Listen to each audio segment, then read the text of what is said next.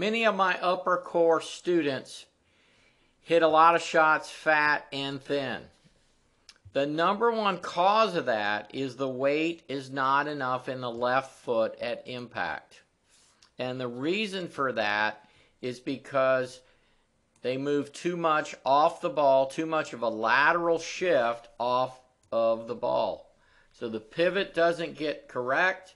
They don't pivot enough around the left side of their body. Then they do not get back to their left foot at impact, and that results in hitting the ground too far behind the ball. Another cause could be the ball gets too far forward in the stance. That can make you hit it fat and thin. But having that stance width too wide and having your hips open, those are two things that mess up an upper core player. So if we get the hip square and we get the correct stance width, now the pivot gets correct.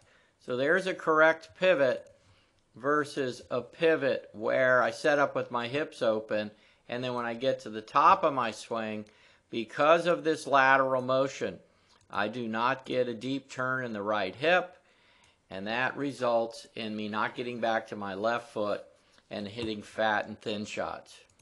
So if you are struggling with this, just simply make sure those hips are square and just make sure you are in the correct stance width. Some of you have not been measured by Right Balance, so you might just try a little bit narrower stance.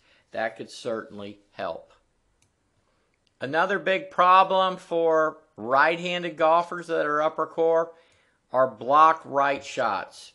That's where the club face is going to be open, and that can come from the hips being open at address, because the most important thing on the backswing is to get a good turn in that trail hip and not move off the ball too much. That helps you slot the club. And then the other thing is you've got to swing the club past your chest. So if you sway off the ball and turn early from the top, that's always going to be the cause of a block right shot. So make sure you get a good turn, keep your back at the target, and that is going to help that block right shot.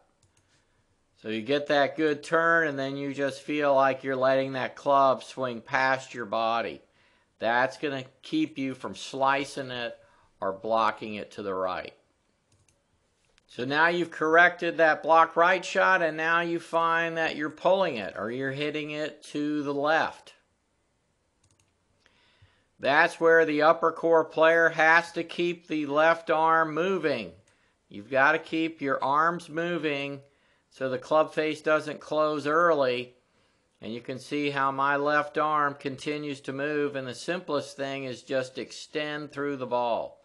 So you can see how far my hands have gotten past my body here, and extending through the ball as you release it, that is what is going to keep the ball from going left, and that also helps you get your weight more in that front or left foot. Another thing that can help from hitting the ball left is recocking or releasing the club straight up through the ball.